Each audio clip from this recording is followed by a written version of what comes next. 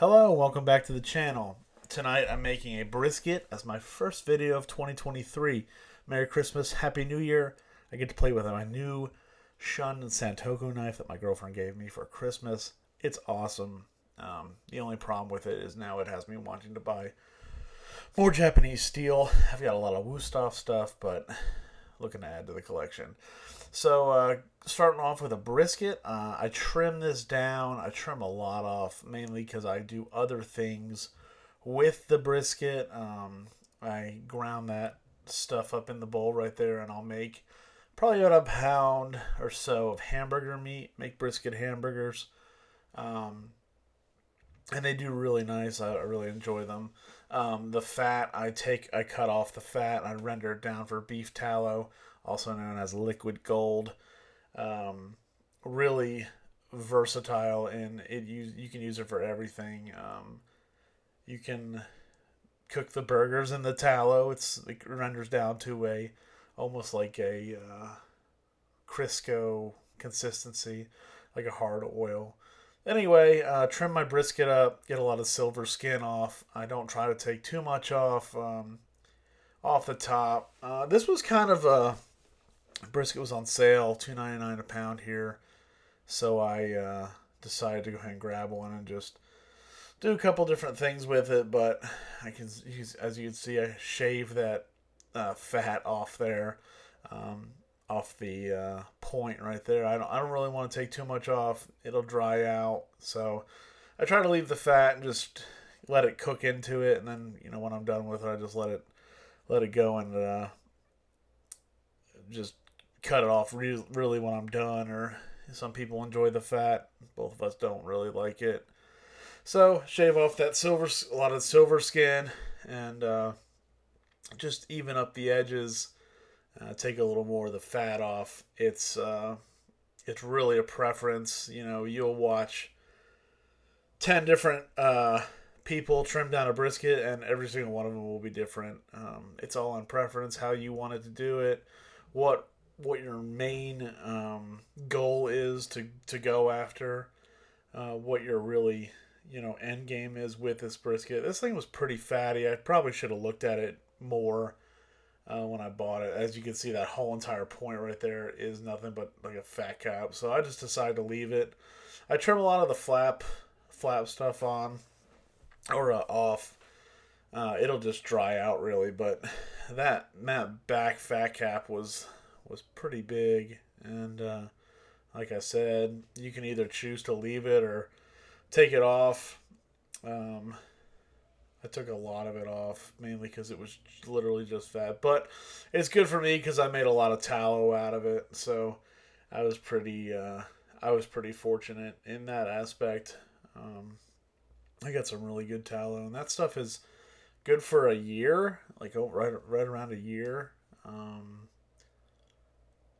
Refrigerated, and like I said, it's got multiple uses. So trim my brisket up. Looking okay to me. I mean, I try to square it up best I can, and just get the edges done. This is the first time I'm using W sauce as a binder. I saw it in another video, so I give it a shot. Really, whatever you use as a binder, mustard, W sauce, it really has no bearing on the flavor profile. That's your flavor profile right there. This is the first time using Killer Hogs TX brisket rub, and really I think it's just a salt, pepper, garlic with a mesh pepper, and I really enjoyed it. I liked it. It was good seasoning. Made a nice bark, but this is the first time I'm using W sauce as a binder. Um, yeah. So, I think the next time one of these briskets is on sale, I think I want to try. I think I want to try doing a pastrami and doing my own cure and make a pastrami out of it and just really take it the whole. I'm pretty sure it's like a 2 month brining period. So with Camera Magic, there was the um, seasoning applied, And it's currently sitting on the smoker as I'm cutting down my uh, rendering here for my tallow. Really, that's just that's about it. It cooks down with it. I put it in the smoker, and here's a shot of the brisket in the smoker, and on the plate you can see the jiggle, jiggle, jiggle, jiggle. Um, Brisket has a nice jiggle to it. You can usually tell it's done by probe feeling. I think what I'm about to do here, yeah. So I tender probe this thing. It feels like butter. I mean, you're straight in. There's no resistance. It's cooled down a little bit. So what I'm doing now is I'm going to separate the point and the uh, flat. On the right is the point. On the left is the flat of the brisket. So this thing was super juicy, super tender. It cooked really well. And then I rested the flat for 2 hours, and I cubed up the point for another video. So this is the bottom of the brisket, so you can see which way the grain is going. So brisket you want to cut against the grain.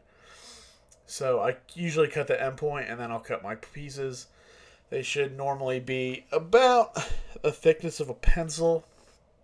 I guess it kind of depends on what kind of pencil you're talking about, but I cut mine pretty good servings, and it just depends how many people I got. If I have to cut it thinner, I will. Thicker, I don't really want much thicker than that, or you really just, I don't even know what you're gonna eat. Then your brisket, but it's just a huge piece. But there's my bend test. It did really well. So it stayed together, super tender, and bend over the knife, and yeah, pull apart really nice. The only thing I really don't like about brisket is the fat. I mean, it's just not that. There's no good for it. So thanks for watching. I'm gonna come at you with more videos.